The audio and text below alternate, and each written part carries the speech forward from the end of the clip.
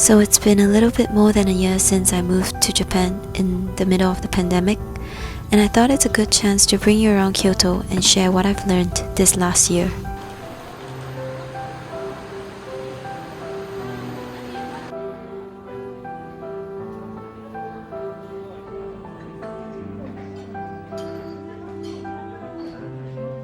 So the first thing I've learned is not to take communication for granted.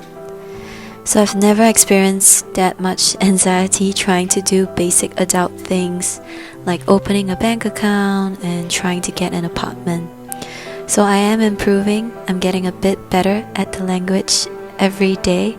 But yeah, it's still been pretty tough. So I do miss, being able to communicate freely.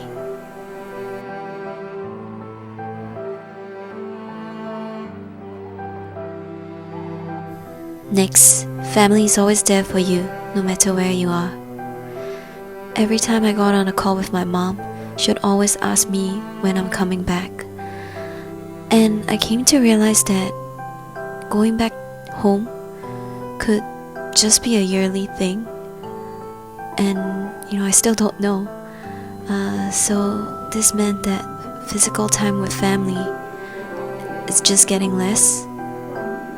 And yeah, I am still very thankful for the support that they've given me, even though we're not in the same place.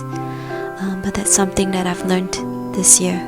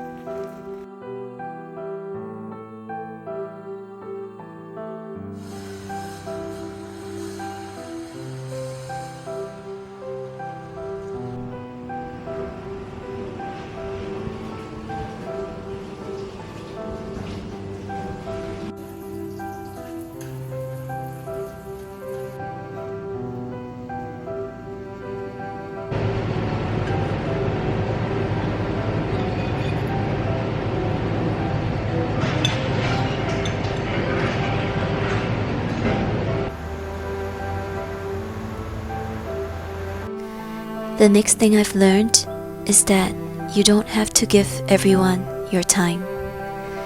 It became more apparent as I met many people from all over the world with very diverse backgrounds, different values, different attitudes, that I don't necessarily have to like everyone, and they don't necessarily have to like me.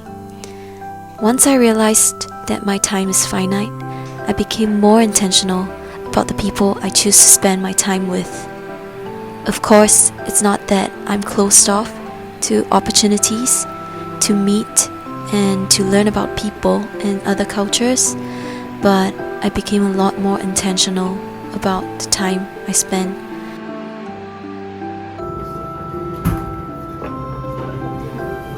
The next thing I've learned is that everyone's running their own race, so stop changing lanes.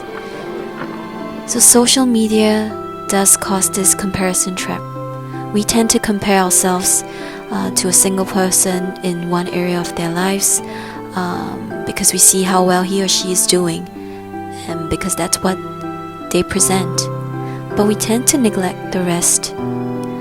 However, I'm really grateful because I'm one of the lucky ones who managed to move abroad in the middle of the pandemic and to fulfill, what I've always wanted to do in my 20s.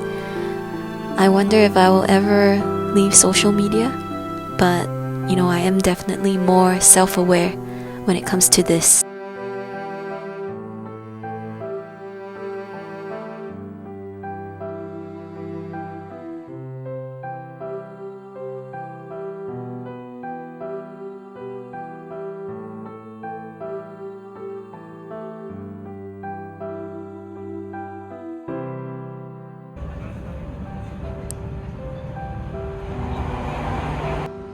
So the next thing I've learned is that I cannot expect to live two lives in one country. So this came about in my conversation with one of my friends, Melody, and I'm sure everyone who has lived abroad has experienced this at some point. So at the start, it was easy to keep in touch with friends and family back home, but as I started to have my own routine and my new social groups in Japan, it became a bit more difficult. However, I've been a lot more forgiving to myself, and I'm just grateful that I get to meet all these amazing people, whether or not I'm back home in Singapore, or whether or not I'm in Japan, or perhaps in the future in another part of the world.